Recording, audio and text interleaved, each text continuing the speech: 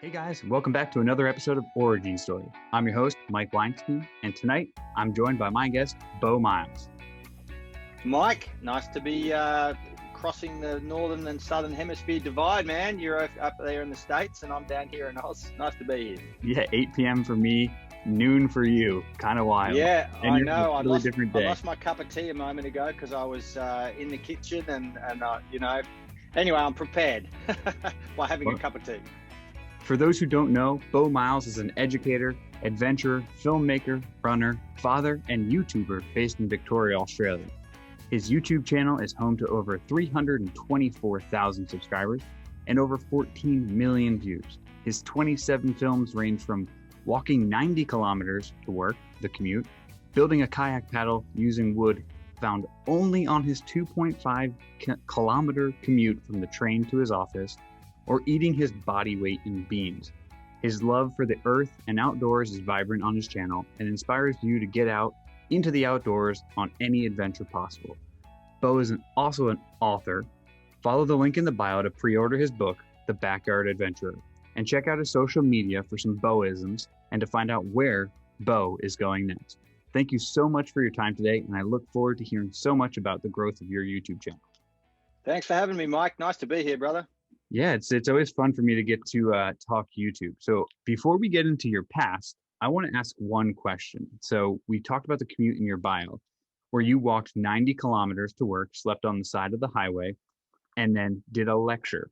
You ended that video while you were passing the caterer saying, I walked in, passing the caterer, thinking what I was going to start my lecture with to these students.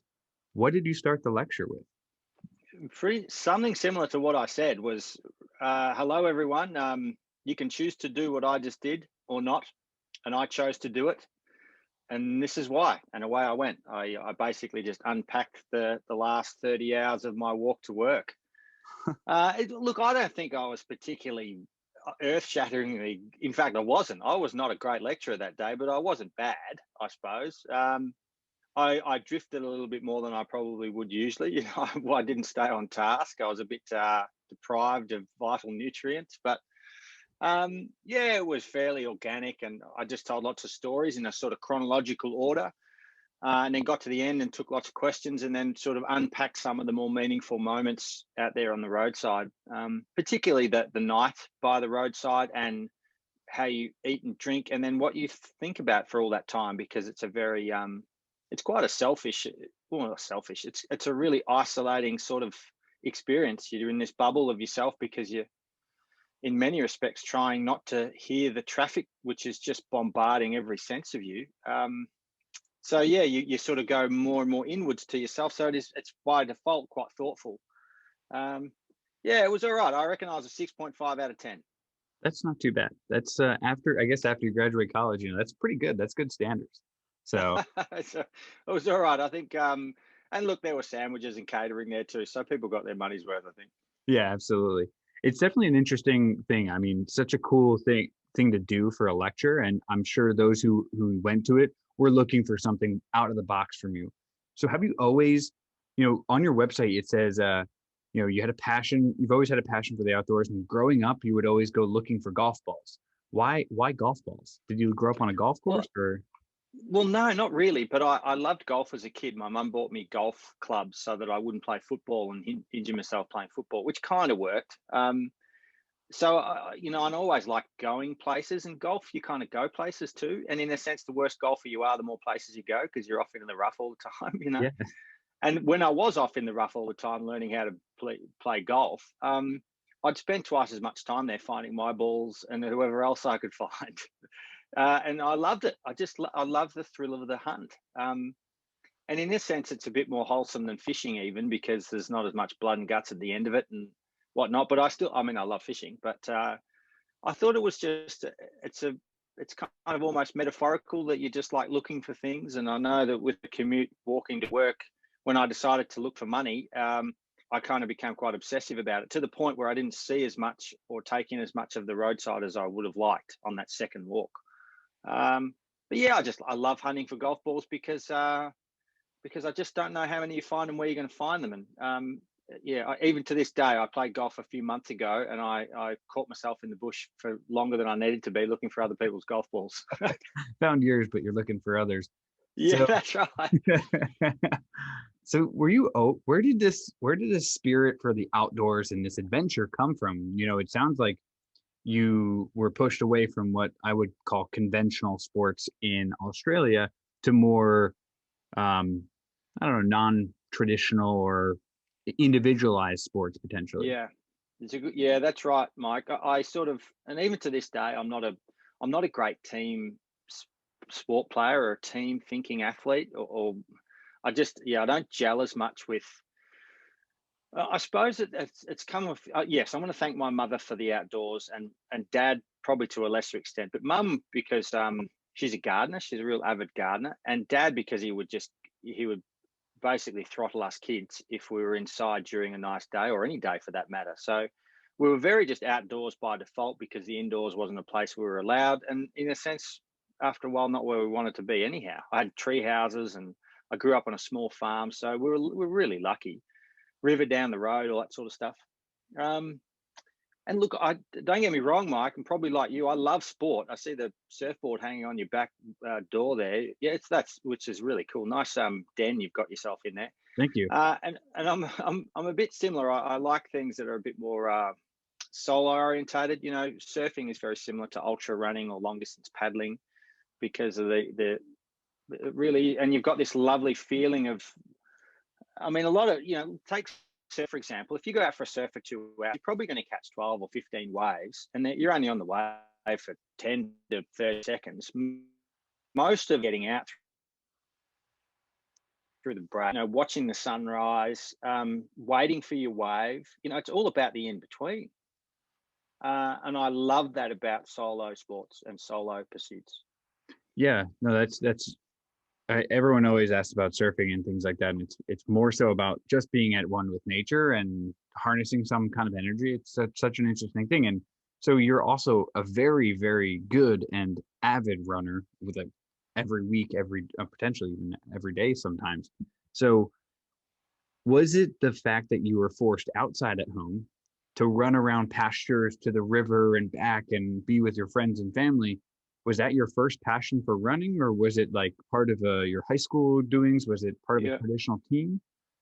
Well, I just wrote about this in my book, Mike, about where, because I'm a bit like you in that I'm just as interested in where all my stuff comes from as well, as I am with anyone. Where does anyone's interest come from? Why are you wearing this sort of off pink t-shirt now, and as opposed to red or blue? Or where do these decisions come from? And they're very complex. So to give you a moment or an environment that made me who I am now is pretty tricky, but I can come back to some moments, and they are principally, that classic 14-year-old boy, 14-year-old girl who's you're in a real transition phase of your life from being a child to a young adult, or on the way to a young adult. And you're starting to resist things. You're starting to get the independence and whatnot. And I remember just running to the end of the road, which was 2 and a bit kilometers. And I thought, wow, I've never run for that long before, or at least not feeling like that, or in a sense, gone so far from home with the potential to keep going. And so I started running a lot more, and got into the cross country team. And that's where it all sort of, I've never stopped running since.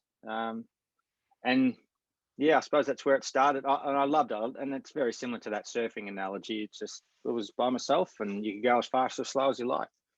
Yeah, and I always loved sports like that too, because you're technically part of a team, but if your team doesn't do well and you do well, it's still a win for you, and you can advance further in that sport if it's up to you. You're not dragged down by, the left, I don't know anything about football, but like left tackle or something like that who failed that night before that. So it's always an interesting. Well, yeah, I suppose as a comparison, Mike, like your analogy then with football is, I remember my coach as an under 16-year-old, and this is Australian rules football, so in between sort of rugby and soccer and a few other hybrid things. Really physical sports, super athletic, amazing athletes that play it now. But I remember my coach saying, you've got to want to kill the other team as much as you want to kill the ball or get the ball. And I never got that. I don't care I want to compete against. I want to get the ball. Yep. but I don't care to injure someone else or have this sort of big fat negativity towards another dude who, if I wasn't on the other team, I'd probably be mates with, a bit like soldiers in trenches opposite each other having Christmas together, and then a week later they're going back to killing each other. Just crazy, right? Yeah. And I take one last thing on that too. I've always remembered how cool it was, and you said it, that our cross country team, it's still a solo pursuit, and yet cross country teams at school levels over here, in Australia, they're ranked on their cumulative results. As in, if I come second and someone else comes 8th and someone comes 12th in my team, they add up those numbers, and the school with the smallest number at the end of the meet wins the meet. So it's still this really cool collective that all these runners can still become a team to compete. So I thought that was really cool and a really inclusive way of doing it. Yeah, that is. I was a swimmer in high school and in college, and swimming dual meets like against another school is very similar. You want to do as good as you can. You want to win your event, but it's all about how many guys win events, how if they place higher than the other teams. And there are relays, which is a little different than cross country. That's more on the track side. But so after high school, graduate, and then you attend Monash University. Monash?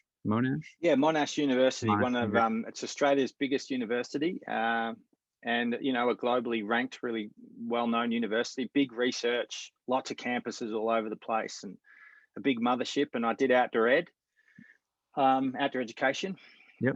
Or outdoor adventure education, as I would probably call it, I suppose. I did some of that in Canada. I went and did an exchange year in Canada, and that kind of wet my whistle for the Northern Hemisphere, particularly America and Canada, who I've had a long running sort of relationship with over the years before sort of COVID struck. At Simon Fraser, and right? that sort of Simon Fraser, yeah. In BC. I was thinking that is a very, very similar but extremely different area than where you are in Australia, because it's so much focused on nature. The trees, especially from someone who's very into trees, are very different in the Pacific Northwest than they are on a plain kind of area where you are. Yeah, it's a good pickup in terms of it's a parallel, because in terms of Canada's a bit further north than we are south here in Australia, but in a sense, I mean, we're much warmer and drier here in Australia across the board, I suppose. But there were a lot of similarities between Vancouver and Melbourne in terms of the coffee culture and the street culture, and then what you do on weekends, for example. So I really engaged with that, and I spent 10 years in Vermont, north of New York, and those rolling green hills of Vermont are very similar to the rolling green hills of where I live in Australia. So the apple doesn't fall far. Where you find your great loves in life, they're pretty similar to your childhood. Yeah, absolutely. I was just researching, and I thought, I was like, oh man, Simon Fraser in BC, such a great area for someone who's doing outdoor ed and such an adventurer and person involved in nature, because my favorite part about Canada is the fact that they truly love their national parks. They're the best I've ever been to. And in BC, you're not far from so many of them. So did you get out to explore while you were in BC? Yeah. I mean, I was a poor student, but I hitchhiked a lot, and there was a whole bunch of Canadian students that were living on campus as well, and they had crap cars and they had a home somewhere. So I'd go with them to wherever they were going, and everywhere's new for a student in a place like that, of course. So even if it was the crappiest national park within the region, it was still pretty amazing to us. Yeah. I loved it, and it set me up for that sort of North American romance. I think it was, it's very much my second love or home, I suppose you'd say. Same here. I've got a Seattle poster on my wall here. So, boom! Look at that, mate. Yeah, love it. Yeah, I love that area. It's my second heart of the country. So, can we talk a little bit about the outdoor sports and education major and what that entails? Because that is exactly what you're into today as a teacher or as an educator. Well, I was. I mean, and it's good that your research hasn't picked up that I'm no longer in. I was made redundant as the director of sorts of the course. What would it be? 15 months ago. Wow. It all got canned within a heartbeat. So I was taken into the office and given a a talk I wasn't expecting, and it would just shut down overnight, essentially. So I'm no longer in it. I'm no longer an academic with elbow patches on my jackets, and I don't now tour the world to go to conferences and research things and write about stuff. So I'm now a full-time YouTuber and a writer and a dad. So I'm living the dream in a sense. It's a really great life I've got. But to go back a step, it's certainly for 15 or 18 years, that was my whole shtick, was outdoor adventure education or outdoor ed. And it's very much about that, what you said before, about the perception of the environment and our use of it through leisure. And it doesn't have to be just letterboxed like that, because you've got to question that and that's what I'm starting to do too, is to sort of strip back these mechanisms of leisure and where they take us, because what's the ingredients within that, and can I retrofit it into other forms of life? Because we're pretty, outdoor gear is expensive, time is the most expensive element, and to getting in and out of these amazing national parks is often quite exclusive. Yeah. So what are other forms of all of that big bag of ingredients? And that's kind of where I'm at now. So it's pretty interesting that you say you were kind of pushed out of your previous role. In retrospect, not many of your colleagues have somewhat of a safety net of YouTube and a presence on somewhere else. Was that kind of a blessing in disguise that you have that, or were you ever planning on moving yourself away from the education, and this was just maybe a push in the butt to get there? Yeah, it was a bit of both. I never thought it would be so radical and so timely or quick, and yet I never dwelled on the fact that, oh no, I'm not going to work in this space again, or how am I going to earn money? I'm lucky in that I've always thought money's easy to earn, and when I say that, I mean just to get by.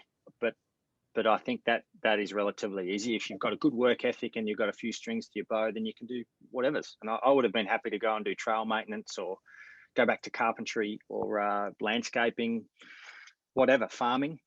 So that making pizzas, go back. That was a great job. So just do whatever it is to get by. But yeah, I had the safety net and the start. I wouldn't have even called myself much of a YouTuber to that point, but now this last 2 years, you know what? I'm no longer a filmmaker or an educator. I think I'm now a YouTuber, which is a different thing to a filmmaker in a sense. You're a more nimble form of filmmaker, and you're going to a global audience. That's a real thing. Yeah, I don't mind that. I think it's cool. So I want to pull a little bit of the thread that you said there. Now you're a YouTuber, and it's a different thing than a filmmaker. But I would disagree with that pretty heavily, because I think that there's a major shift going on in the world, that maybe 10 years ago, you were strictly a filmmaker, you were a TV host, you were someone in the media, and it was attached to one of the mediums, either TV, film, plays, things like that. Now with YouTube and large YouTube channels getting 15, 20, I just watched a Mark Rober video that had 80 million views in 2 years. That is more than I would argue any TV show or film has gotten in a long time. So now that you're saying you're not a filmmaker, but you still can make films and put them on the largest platform in the country or in the world. So do you see that there's an industry shift potentially? Yeah, I hope you're right. I suppose the difference is that YouTube's a real, it's kind of the resistance in some respects. And if you're really good at YouTube, there's no going back. There's no going back to a regular life of broadcast TV. I mean, the online world is just sweeping over everyone, right? And you're dead right in that the medium is still the same. You're still just telling stories on film with narration and songs and an idea, and you're cutting down a 5-hour shoot to 5 minutes. So you're doing it's about essences. Storytelling is about the essences. So you're right that the actual craft hasn't changed a whole lot, but how we show eyeballs has. And I suppose that's why I resonate with being a YouTuber as opposed to a filmmaker, because I think filmmakers exclusify where they show their footage and when and why, whereas YouTube, you've just got to push publish, and it's you live and die by your sword and eyeballs, and I think it's fantastic, and it's a really positive form of medium too. YouTube is considered the happiest kind of medium of all the socials because it does the least damage. And generally people find their niches and, it's good. Yeah, and it tends to be very positive from a community standpoint. We from what I've read and talked to the other 40 people on the podcast is once you break your kind of your bubble, your community, that's when potential negativity comes in. But even then, it's very, very nominal. Like stupid things, people are using the internet to have a face or say something rude. Yeah, I mean, I've only dipped into that, and you'll always get your negativity. And I don't mind negativity when it's constructive and it's well thought out and it's genuine, because there's always faults to my films or my ideas or me. That's cool. I get that. But when they're just when it goes to the other way and they're saying it because they can and whatever, they're easy to ignore when they're like that because Very it's much. quite blatant. And you know what? A lot of your champions, a lot of your people that dig your work or get you, they shut them down themselves. It's quite nice. They just say, dude, you're a douche, go away, you didn't mean it like that. That's my favorite part about YouTube is, just like people are diehard Redditors, those who are within the YouTube community, especially within the people they're subscribed to, they're there for a reason and they love that person. So if someone's going to put some hate out there, they're going to shut them down for you. I love that. Totally. So I want to talk a little bit about like your start in the film industry, because now you've changed and you have such a background in the past 2 years, you have the baseline to create films. But early on, even your first film that you made started with a green paddle. How did you come up with the concept? How did you decide, like, I'm going to bring this camera on this kayak with me, I'm going to go do these things? How did you get those steps together and then come together and edit all those kind of things? I don't know whether it's because I've drank too much alcohol, had too many bumps on the head over the years, but I don't know why that was the catalyst of I'm going to take a camera on this particular trip. I do know that I had the idea that I'd love to go and make adventure or travel documentaries. I always thought that was if you could do anything in the world and you were paid the same amount of money for doing anything, I'd do that. I'd pick it. Maybe golf ball hunting, but otherwise filmmaking and doing these trips. But Mike, I was pretty crap at it for a lot of years, and there's some nice moments in the green paddle, but they're quite it's pretty subtle, and even now I've got to go searching for them, and it took me 10 years of kind of thinking I knew what I was shooting in terms of an adventure doco to now get it and to break through the code of, I suppose, being a more authentic version of myself and shooting in different ways. And I've always been an okay shot maker, but not an exceptional one. And now I've got a business partner and a shooter who's a better shot maker than me. So what a great combination. If I come up with the ideas and do stuff and make okay shots, and he's there making brilliant shots and pulls me up on ideas and things, then that's a good combo. So it's about seeking help as well, or collaboration. And maybe Casey Neistat type characters, they're pretty few and far between that you can make so much content being 98% of the actual production. I've gone beyond that now, and I'm just a part of it, but it's still a small team. But that's the evolution, mate. It's gone from being a pretty crappy filmmaker and learning my craft and now thinking to know where the faults were and to fix it. So what was it about? What was your first kind of entry that showed you into these adventure films? What was the first one that you were like, wow, that's amazing, maybe I could do that? Maybe subconsciously that happened, but what was your entry into adventure films? It was probably more books. I was more of a book reader than a film watcher. And of course, YouTube, when I was growing up as a teenager, wasn't. And so adventure films would, you might see one come out every year or two. It might be National Geographic. National Geo became probably the sort of poster girl of that genre. Yeah. Or the then Geo channel, for example. But I never lusted after those kind of things, but I definitely had images in my head from the great books I'd read. And I thought, I want to create that, but I want to do it in film form rather than book form. Now I'm probably down the middle. I'd like to do both. But yeah, that was kind of the evolution, I suppose, is to have all these romantic notions of crossing seas and going up mountaintops as a kid. And then, you know what? I had a strong enough body as a young man, and I knew that was becoming my whole shtick. Was I'm good at traveling places and using my own steam, and I've got a good work ethic. So just use it. And then the storytelling part has come. That's the last piece of the puzzle. The inspiration was early, the physicality was the middle part, and now it's about what's the point. And do you think that's because you're an amazing storyteller? The stories, even in the green paddle, I will say the story was throughout it. Maybe not as refined as, the commute or something like that, where that's a clear message throughout the entire time, and the narration is much, more vibrant. But, when did you realize that you had a knack for storytelling? I suppose teaching. So going back to that vocation, you've got to be. I think a lot of outdoor education is about really outdoor inspiring, or in many respects, knowing when to shut up. Right. So knowing when to tell a story or to say something and not, because taking students down a big glorious national park river, you don't have to say a thing. It does everything for you. So all you're doing is facilitating the experience. But then lo and behold, around a campfire that night, if you tell a story that adds to that experience, boom, the place lights up and it becomes a really powerful medium. So I suppose for 20 years of guiding and being out there with others, it just refines when you say something and when you don't.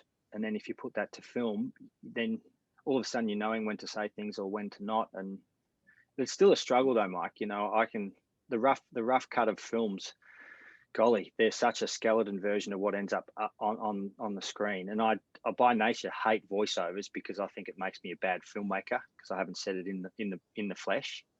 So I constantly have tension there about what to say and what not to.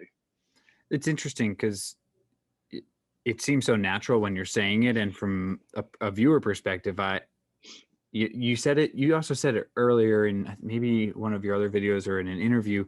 You said, someone asked you, "Oh, is the video when you were drinking wine in the paddock?" Right? You said, "Is it weird to film yourself?" But you said, "No, I get to see myself through a different lens, enjoying something." And maybe even those reflections that you have in the post area, that's just another way to view yourself enjoying what you love. Totally, Mike. Yeah, that's good insight. It's exactly right. And you get to a point where you're not fussed about what you see too, and you know what you're looking for in yourself as if it's not yourself in a sense. And I totally get sick of myself in the aftermath of post-production, but I'm able to remove myself from it in a sense, and just I'm looking for quality. I'm looking for things that I think will appeal to others.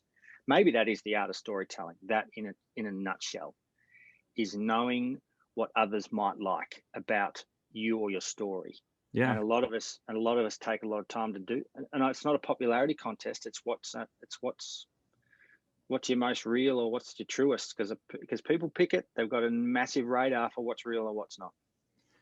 So you didn't grow up with YouTube.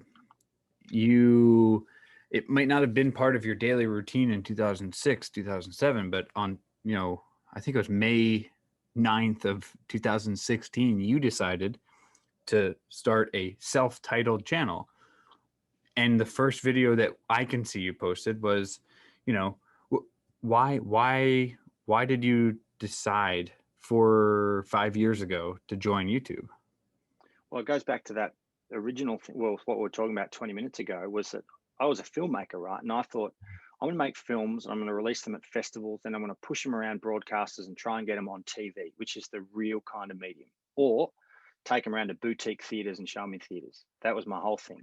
And I was only producing a film one a year, so it was sort of still a bit of a side hobby then.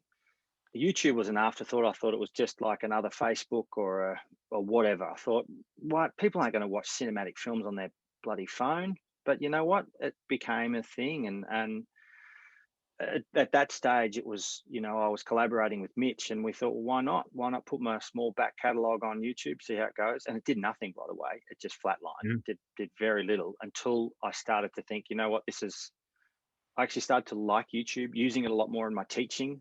And I thought, well, if I'm a user of this medium and yet I've got stuff that I haven't put up here, just put it on and then make some new stuff. And the rest is history. So what was the first one?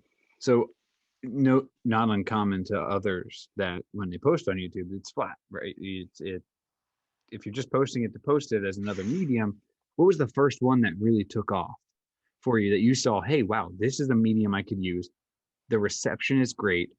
I need to continue this.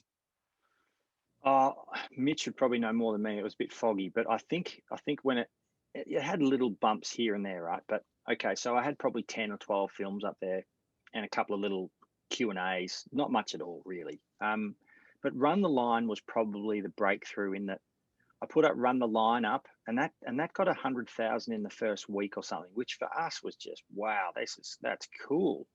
But what it did is it revealed a mile an hour, which has been the crowd favorite ever since. So that sat on 5,000 views for a year. It just, or it'd get 20 a day or 5 a day or 10, nothing.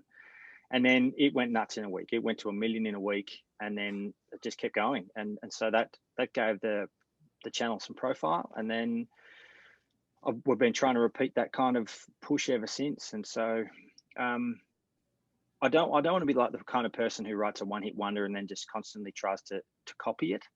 You've just got to say, I'm just going to keep making stories, because they're not all going to be one-hit wonders. You've got to have some B-roll and some C-roll, and then once in a while you're going to hit something that appeals to the masses. And I still have favorites. Junk Paddle I still think is a really lovely little film. It's a beautiful little film, and then it's only had a couple of 100,000 views, and so. But fair enough, because people just think it's about some dude making a paddle, and that's fair enough. I thought that was one of my favorites. It was such an interesting one, especially because you limited you cut yourself to not just your entire commute, because you could have added walking to or getting to the train, hopping off at a stop and seeing wood on the train, which would have made it a little wild to walk on the train. But you took it to just 2.5 kilometers, which is not very far, to find all the wood to make a paddle, and even the top of the paddles from right outside your office. It was just a very bit of gum tree.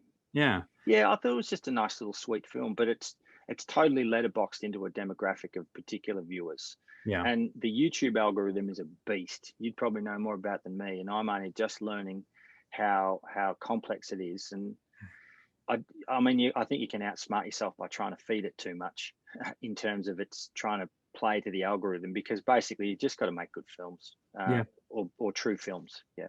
Yeah, quality and truth to the community that you serve and are working with is definitely a key factor. So have you ever noticed that the videos that have almost 1 million or more than 1 million all have similar titles? And if so, is that or not titles, thumbnails? Is that a methodical thing that you and Mitch put together? Like, these ones are going to have these style titles?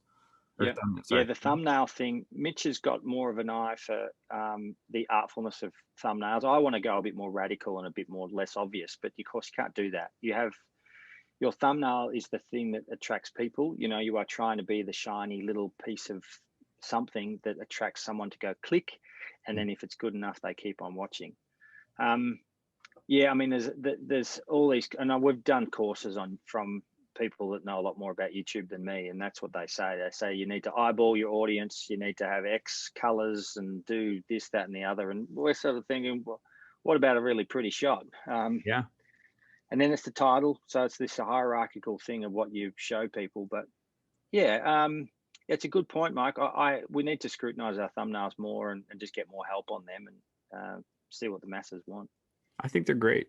The ones that have, you have five videos with over 1 million views, and one of them is knocking on the door at 890,000. That's nothing for the next couple of weeks, So let's talk a little bit about creative process, because you have you tend to find yourself in sharky water more than I've ever seen anyone in, like literal sharky water, getting their paddle bit by sharks and things like that. But how do you come up with the process? How do you come up with the plan? And once you have the idea, like, I'm going to kayak 2,000 kilometers, or I'm going to run the Australian Alps, what's the process to get that together? Because it doesn't seem like you're posting videos on a cadence. You're not like a vlogger where every day, every 4 days, every 7 days. So yeah, we're trying to get into more of that. We're trying to do that once a month thing, and that's problematic. And we'll still get our 12 or 15 films out this year, but they mightn't be every 4 weeks neatly packaged. There'll be 6, and then there'll be one small one come out. But this has been a bit of a revolution too, because Mitch and I are trying to dial in on how we make films and how we do it in a timely manner. And it's occurred to both of us, and we've done it organically over the last bunch of years, because my first 10 films are very different to now. They are longer, they're more feature level, and they're harder and problematic. And I don't think I'll be going back down to the going and doing 5-month expeditions, probably ever again. Not when you can do a mile an hour in 24 hours and still have that same sorts of resonance of challenge, of quirkiness, of fun, and viewership, I suppose. So now, Mike, like Casey Neistat, we are all about the story in the edit. So we shoot the hell out of Beau's idea, and we trust Beau's idea if it's made the ground, because for every 10 ideas I have, 3 get made into films. So if it's made the light of day and we're there and we're shooting, great. We're just going to shoot the hell out of it, right? And then in the edit, we craft the story, which is the opposite way of Hollywood. They want every dang shot and they want every vowel of every actor known before they actually start shooting. We're far more organic. We're starting to meet a little bit more in the middle and getting a little bit more planned, but it can't reduce my curiosity. Otherwise, it totally deflates me. If Beau is the storyteller here, I want to not know what's going to happen. I can't. I don't want to know. I've got to be interested. The golf ball hunter, right? I've got to not know where the bloody golf balls are. And so that's super important for me. And I've got to trust myself with it and do as little amount of homework as possible, knowing that it will come out if it's an authentic trip or whatever. So your creative process is, let's come up with more or less a brief of what the potential, or not even a potential, like I want to build my wife an office. Okay, cool. Let's do that. Then you and Mitch get together and say, hey, we have 3 days. We're going to film the heck out of this and put this together. And then the story comes through the process of you building this, and then you're putting it together. And is Mitch taking like notes of like, okay, hey, this was a great shot here. What was happening here is part of the story, and he's building the story in blocks and then presents it to you guys together as you're editing? Well, each film's different, right? So right. For every let's say for every 5 films that you see on YouTube, 3 of them I've shot with Mitch and a crew. So Mitch will be our director of photography, and he runs the show, and we have our other mates going around with cameras. I'm still shooting as well. And then, yes, we cobble it all together, and then in the aftermath, Mitch and I make the film. But then you've got something like Junk Cabin or Junk Paddle, and they're exclusively shot by Beau. So I just shoot them. I take my time a lot more. I just shoot the hell out of it. And then Mitch, he does a rough cut, and then we create the story. And meanwhile, because he always knows the footage better than me, being at the back end of them, even if I've shot every shot, he knows the footage better than me. And then we do our director-editor dance of making something out of it. So every film's really different, but we sort of pinch hit between Mitch being the DOP and then Beau just creating the story, and then both of us making the actual film. So do you see your channel moving towards the collaboration of Beau and his edits on his side, and then these longer, I don't want to say longer, because it seems like you're moving away from long format film, and you might be going to, hey, we're going to go to I don't know, paddle this small river in Africa, and it's going to take us 5 days, and this is the trip of what's going to happen, instead of going to paddle for 3 months around the Horn of Africa, things like that. Exactly that, mate. I think, and it's more bang for your buck, Mike. I mean, and that's the whole shtick with my book, is backyard adventuring. And it's all a sense of perception, right? So me as a young man thinking I want to go up Everest, it has all sorts of complex social implications for me to want to go up Everest, because the view is fantastic, but there's a million fantastic views around the world. Yeah. There's the top of my paddock is a lovely view.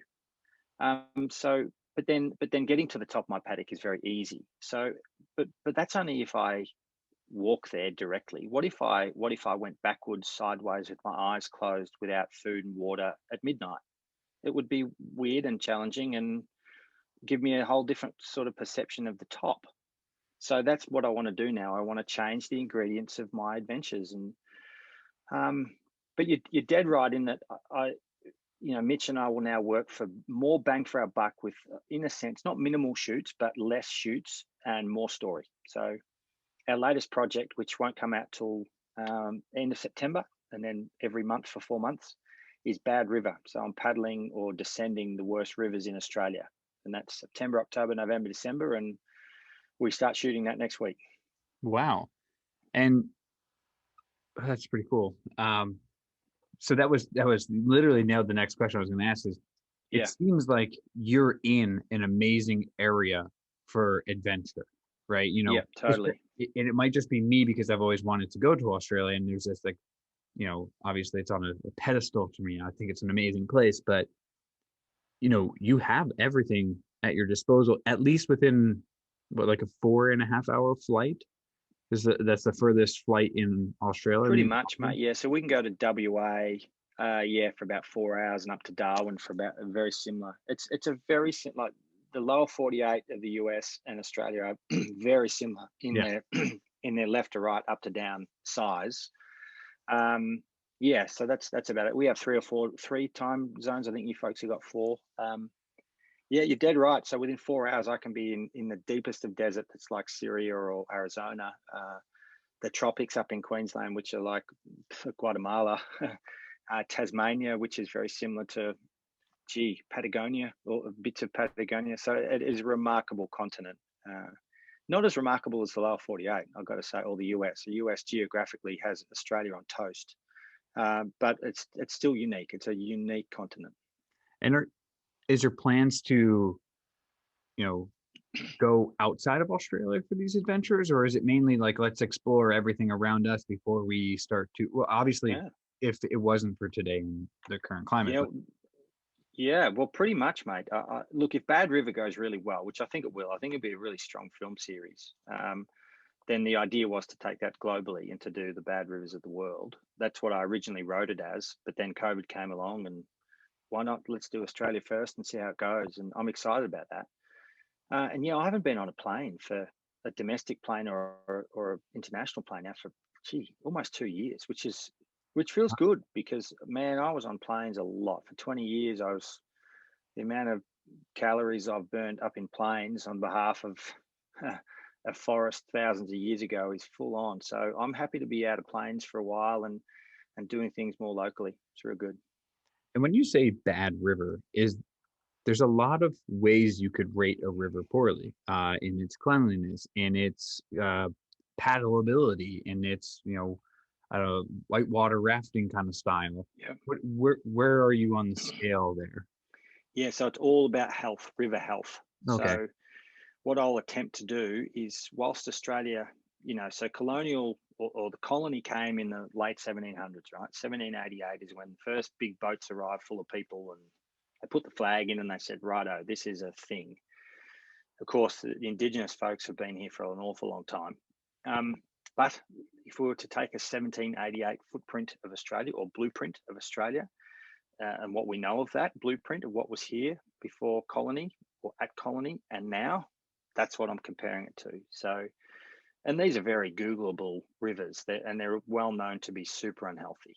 There's an urban river in there, a wilderness river in there, a desert river, and the biggest river. And they're all got some big fat problems, to the point where they're kind of the poster child of bad, unhealthy rivers. So I'm going to go paddle them and tell my story about it. With a whole sense of hope and optimism too, because otherwise it's just a big slugfest of depression, and I'm not into that either. Yeah, it seems like this is becoming a culmination of all of the stories you told, all the experiences you've had, coming together to create the next set of Beau's films, right? Yeah.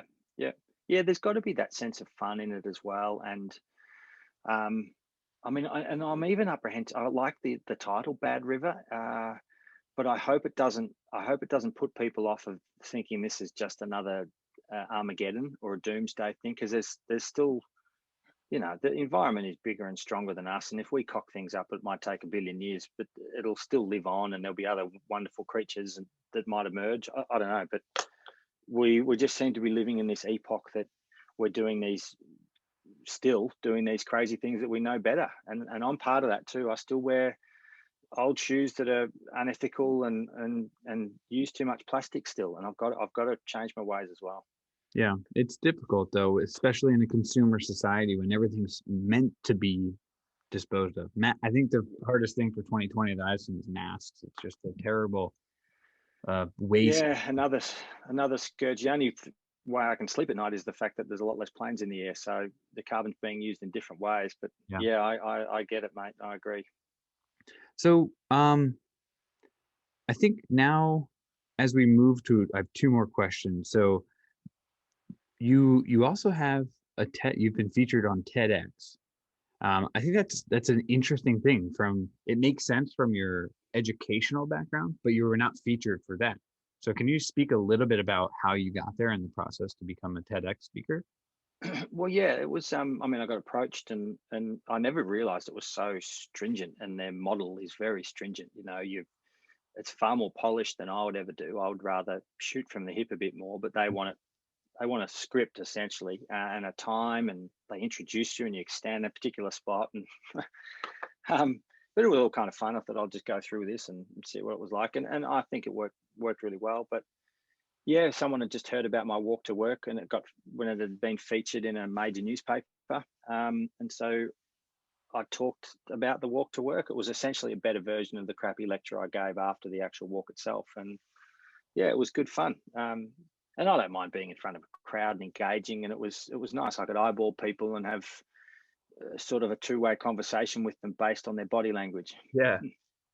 No, it's interesting. It's because I was reading about it today, and I was like, it is exactly that. It's like the unexhausted version of the lecture, I'm sure. So I'm glad that it verified it. So the I guess the last question I'm going to ask is two parts.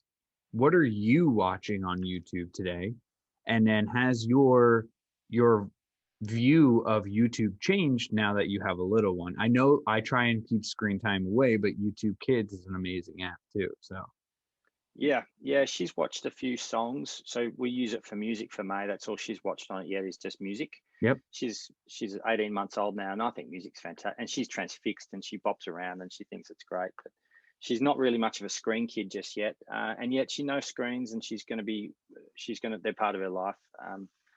We're not going to be too hard on that. And it's a bit like if you don't have lollies your whole life, and they're this sort of thing that is this mythical thing that you really want, I think it just sets up gluttony. Yeah, So absolutely. I'd rather, but who knows? And in terms of me watching YouTube, things like I use it for escapism. I don't use it to be a deep thinker in a sense. And yet I've always thought that there's such poetry in skateboarding. I've watched skate videos. I just love them. I love watching high-end skaters doing remarkable things. So I watch skate films, the odd music video from quirky bands, and then I'll often, I don't think I'm all that old yet, but I still like to look back at old Goonies flicks and films that I watched as a kid, thinking this was amazing. I'll go back and watch clips of Karate Kid or whatever. That's awesome. YouTube is this amazing time capsule too. Some people use it as just a way for them to store digital memories. And I've never, what a skateboarder actually told me about this. Mowgli. I don't know if you watch Braille skateboarding. They're also up on the board too. Yeah. Yeah, cool. It's a good channel, but he used it as, he's like, my son's going to be able to watch me at this age and be able to use it as a time capsule. So it's a cool process to see. Well, hey, I appreciate your time today, and thank you so much for coming on the podcast. I really look forward to watching Bad River and catching up with you maybe next time. I guess not next time. The first time I visit Australia. That'd be real good, Mike. It was great chatting to you, mate. Yeah, I can take you to some real good surf spots. So get your bum to Australia when planes finally arrive here again. It'll be good. We will definitely do that. My son will 100% get his first wave in potentially Australia. Awesome. Bells Beach, mate. You may as well just go straight to the heartland. Let's do it. Yeah, I hope so. Well, maybe we'll start at Bondi. I think it's a little bit. Yeah, right, with the tourists. Yeah. But it's very pretty. For a surf beach, it's very pretty. Bells. Thanks, Mike. Really nice to be here, mate. Have a great day, Beau. Thanks, Mike.